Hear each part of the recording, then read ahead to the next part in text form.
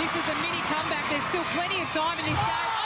Anna Harrison gets it. Jess Maclennan has lifted Anna Harrison 5 foot in the air. To get it within 3. Harrison, you are a freak. Unbelievable. What a superstar. I remember turning to shoot the ball, thinking nothing of it. I was right under the post, took the shot, and you can see from my reaction from some of the clips of utter shock. Dan and I paused for a bit because I think we're both sitting there in shock. And then we did it again, and that's when they were like, oh my gosh, that is what happened. People might say it's a fundamental change to the way the game's played. If defenders can be lifted, can't shooters? They could be, but they won't be accurate. It was challenging for the sport, and I think it made people stop and think, how can we stretch rules? How can we try things a little differently? The Kiwis have sprung a major surprise on the netball court with an outrageous rugby tactic dubbed the chairlift. And I think our goalers are in more shock.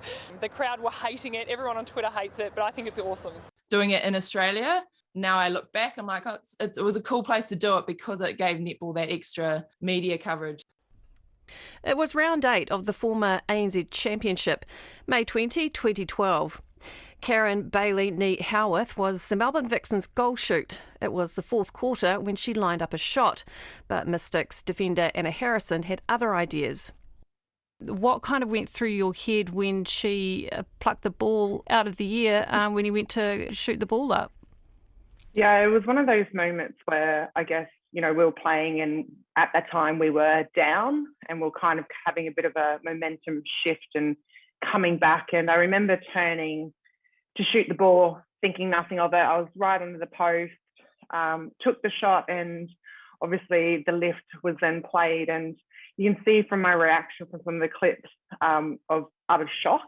It was kind of like, what just has happened? And again, it was just it gave an element for a shooter. It kind of just sent that fear into every single shot you put up from then on, because you're like, is it going to happen again? And we all know that Anna had a phenomenal jump to begin with, but yeah, there was just no way that you were getting that ball in if you didn't have your other player blocking the shot for you, or you didn't take a quick shot. It just completely ruined any rhythm that you had on court.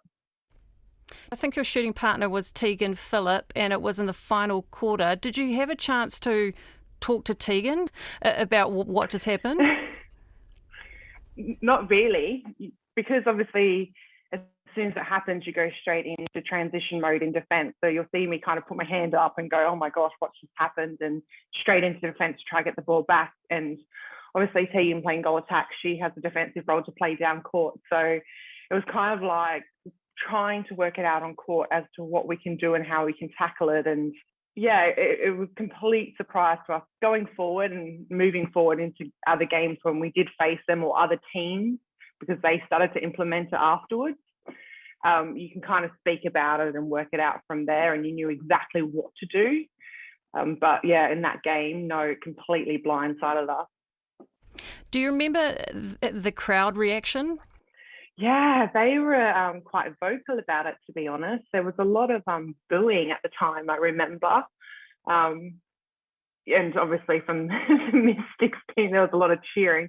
I remember their coach going really excited about it. So they'd obviously been practicing at training. And it was such mixed emotions within the stadium, because you're in shock personally as a player. And the crowd, behind you, it was a home game for us.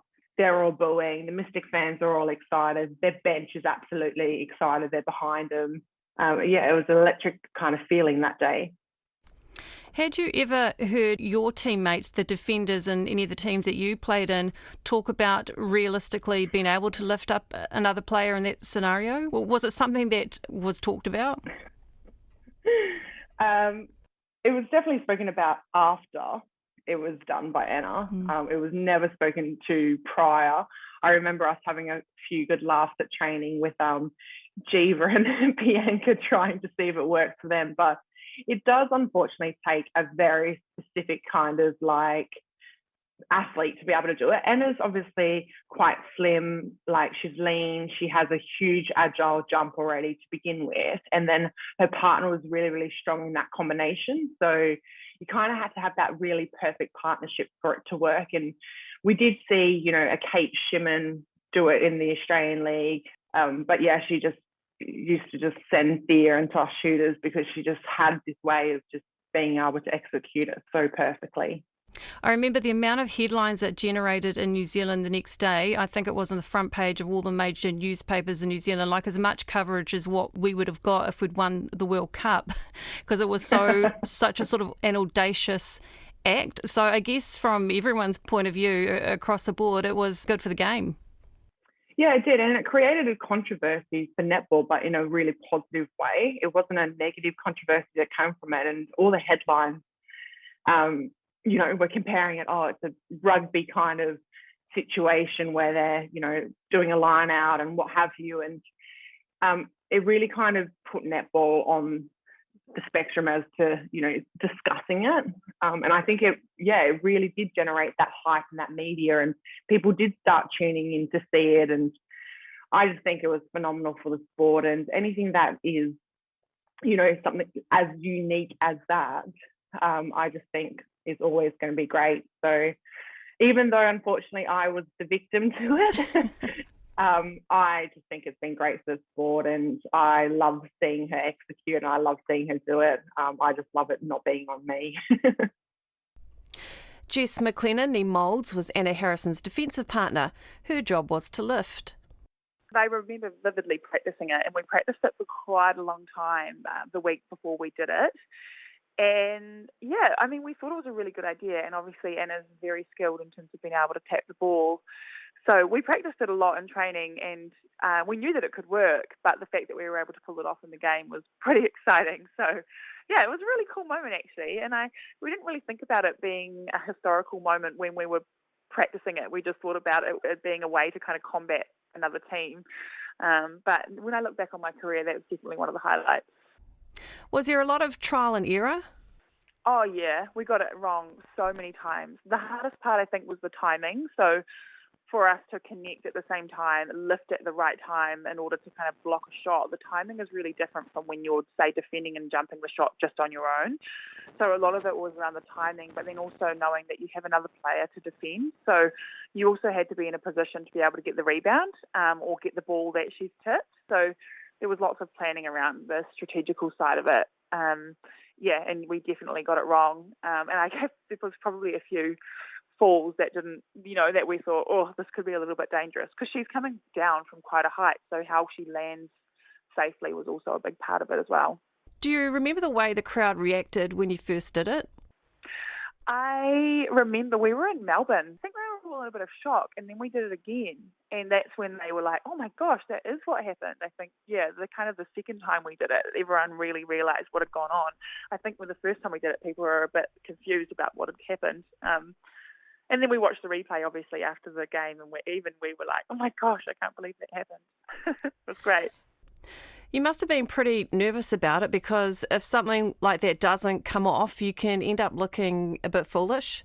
Yeah. I mean, to be fair, as an athlete, you put yourself out there in vulnerable situations all the time. I think that's part of why you do what you do, is that vulnerability is kind of part and parcel of it, and that's also the times when you get the most reward, is when you do something that's quite scary. So I don't think we really thought about that too much, but you're right. It was absolutely, the potential was there for it to go really badly. Must have been such a huge adrenaline rush to pull that off.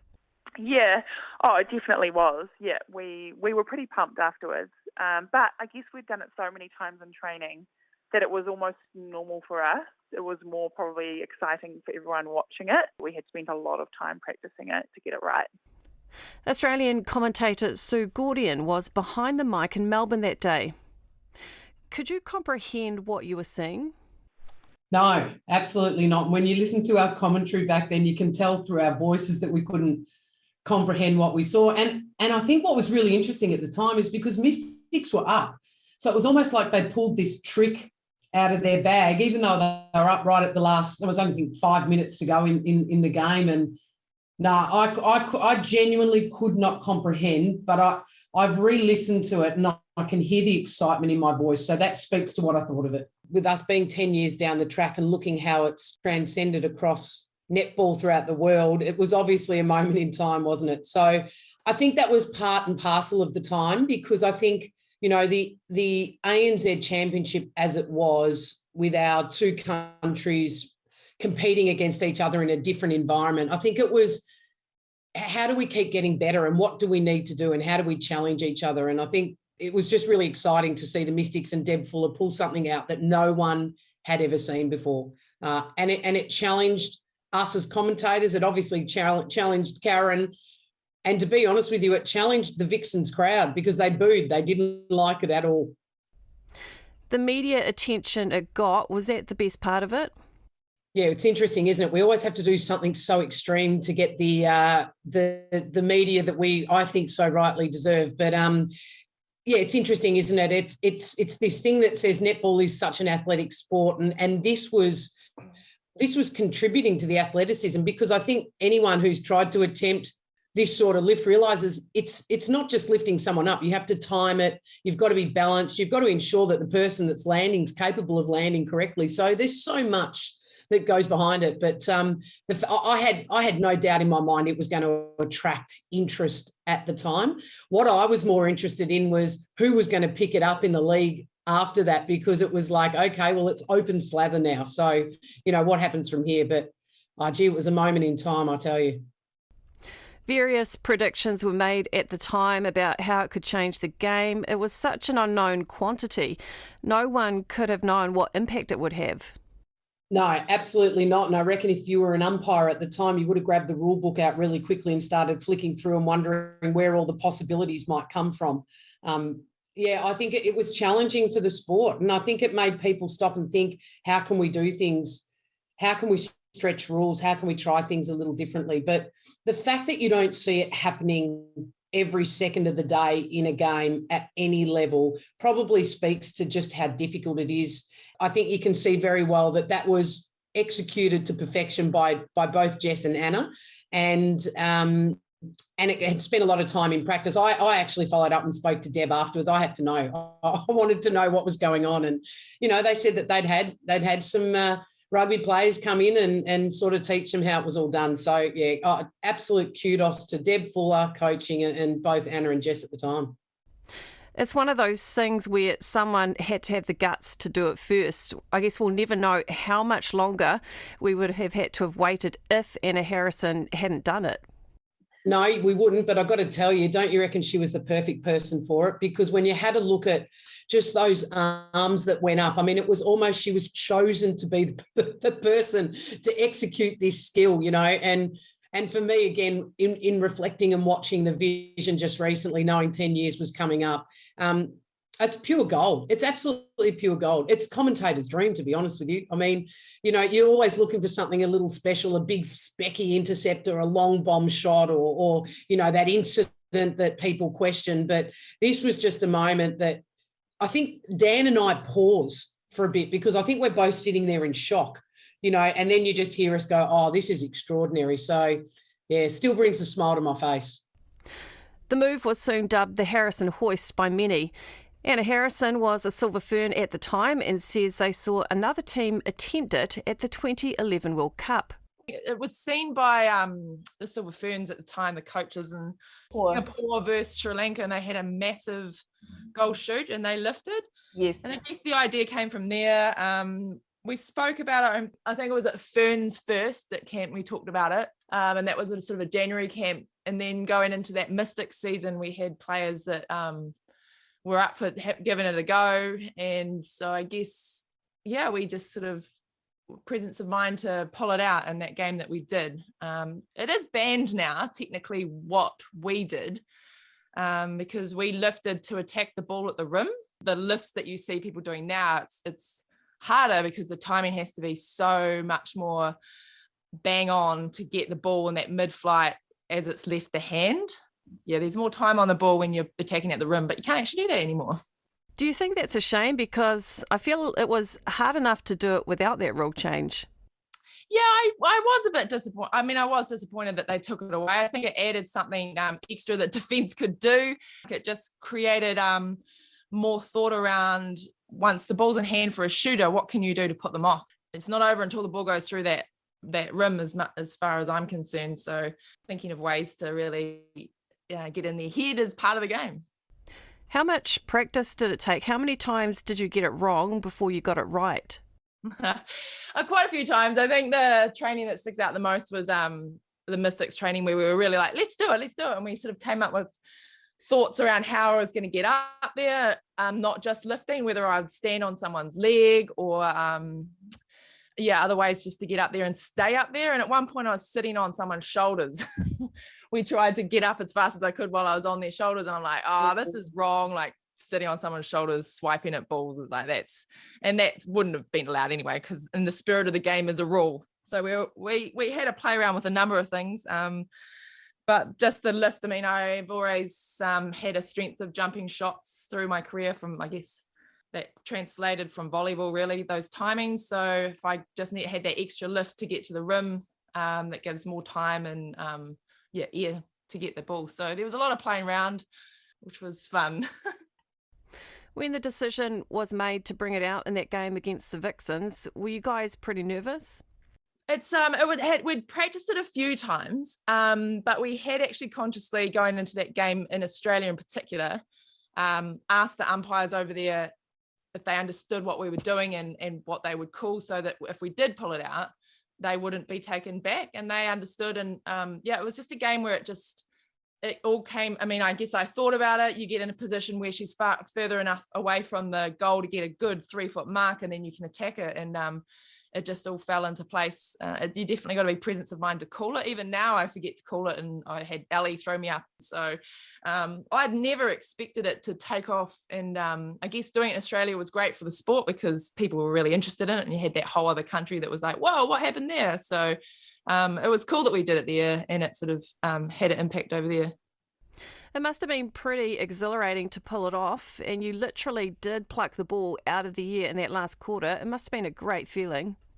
Yeah, it was. It's obviously, we'd thought about it, and to be able to pull it off in the game. Again, you could feel once you did it once that she was thinking about it. Her shot, I mean, one of them wasn't even probably going to make the rim on its own without me jumping. So again, that's part of our job, is to get in their heads. And for someone that was experiencing that, a shooter experiencing that for the first time, it was definitely off-putting for her. The reaction was amazing. It was the leading sports story for a couple of days. Did you have any idea it would cause that much of a stir? No, I can honestly say I was not thinking about what people would say about it. It was whether I can pull it off, and whether we'd get called for it from the umpires, basically, were the two things that I was thinking of. And like I said, with that, doing it in Australia, now I look back, I'm like, it was a cool place to do it, because it gave netball that extra media coverage. It's funny looking back at some of the headlines that came out in the 24 hours after, that it could change the game forever, lead to low-scoring matches, shooters might start being lifted. But it's really become a tool that defenders use quite sparingly. Yeah, totally. And I can see why people would be saying that. Having people help you in the air, it could change. But again, it was never something that you could do every time. And as soon as we did it, especially the New Zealand teams, very smart to play out, to block. There's heaps of things you can do just to make it even more of a unique time, where everything aligned with the positioning, the shooter. So it was never going to change the game dramatically. In the last few years of Mystics, we talked about, an alley-oop with a shooter, a massive feed from the mid-court into a shooter, but everything's got to be perfect. Even lifting in the mid-court, we've talked about that, but it's such a fast-moving game. It's something that you can't throw in there every time. Looking back on your career, must be nice knowing that you've left that permanent little mark on the game. When you reflect, and when I had retired, thought I was done, it was definitely something that I could look back on and go, yeah, I mean, that was really cool. And I will take that away with me for sure. And it's something that I managed to pull off. And again, I needed the lifters, so Jess Moulds and Kayla Cullen. So it was just the fact that I got to do it and people saw it. So I'm stoked to be a part of it.